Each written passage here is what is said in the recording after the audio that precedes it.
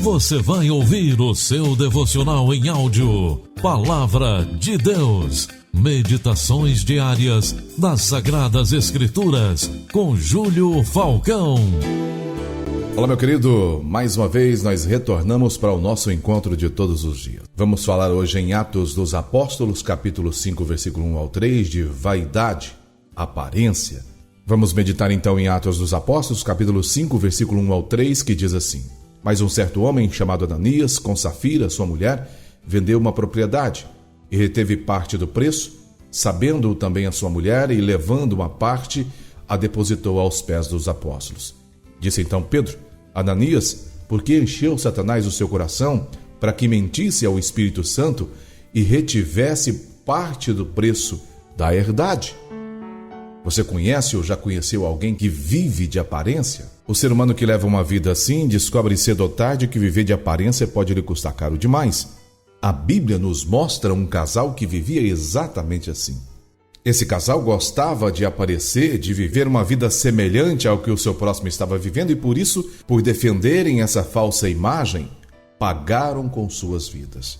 Ananias, juntamente com sua mulher Safira, observaram José Barnabé vendendo as suas terras e depositando o dinheiro da venda aos pés dos apóstolos. Esse ato lhe chamou muito a atenção.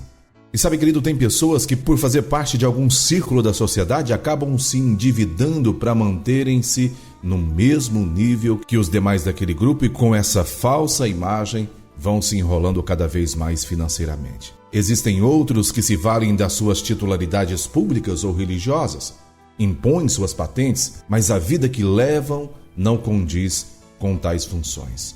Toda vida de aparência, cedo ou tarde, será desfeita. A Bíblia nos mostra em Atos dos Apóstolos, capítulo 5, versículo 36 e 39, Gamaliel relatando alguns homens que viveram de aparência religiosa e o fim que suas obras tiveram.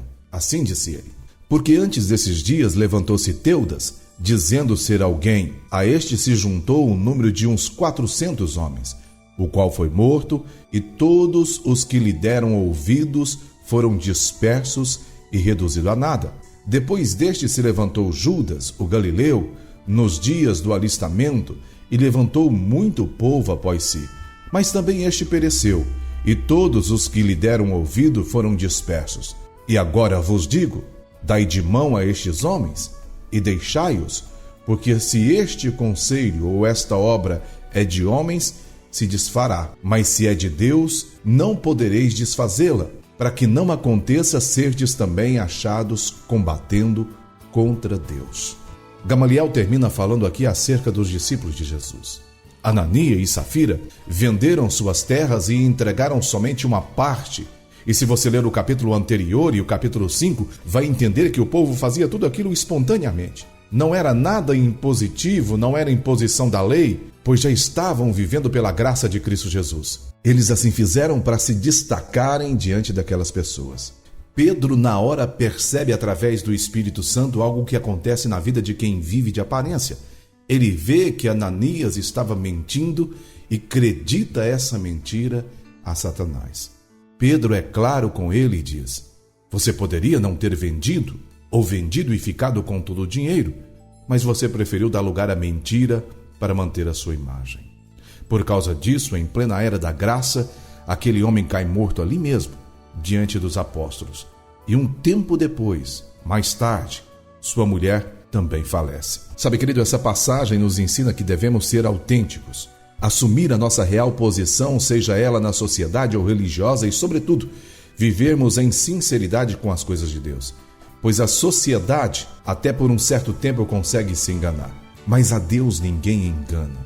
E não fica nada encoberto aos olhos do Pai, como diz Hebreus, capítulo 4, versículo 13.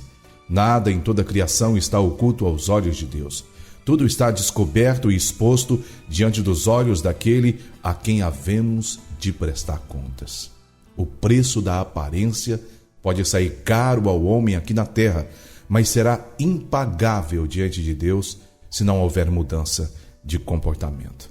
Enquanto há vida, há tempo de mudança. Reflita. Oremos.